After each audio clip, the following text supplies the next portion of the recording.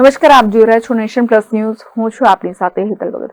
વડોદરા શહેરના અકોટા પોલીસના પેટ્રોલિંગ ઉપર અનેક સવાલો ઉઠવા પામ્યા છે. ગતરોજ ઓપી રોડ પર આવેલા જગદીશ ફરસાણમાંથી ₹4 લાખ ઉપરાંતની ચોરી થઈ હોવાની ઘટના પ્રકાશમાં આવી છે. વડોદરા શહેર અકોટા પોલીસના પેટ્રોલિંગ ઉપર અનેક સવાલો ઉઠવા પામ્યા છે, જેમાં ગતરોજ રાત્રિના સમયે ઓપી રોડ પર આવેલ જગદીશ ફરસાણમાં અંદાજિત ₹4 લાખથી વધુની ચોરી થઈ હોવાની ઘટના સામે આવી છે.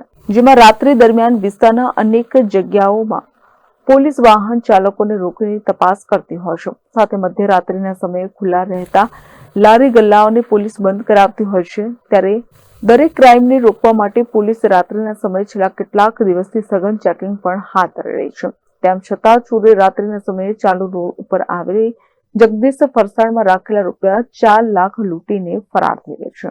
જેને લઈને અકોટા પોલીસના પેટ્રોલિંગ ઉપર અનેક સવાલો ઉઠવા પામ્યા છે. કેમેરામેન નવનીત પ્રમેશ સાથે Satyam Nashkar, nation plus news Vadodara.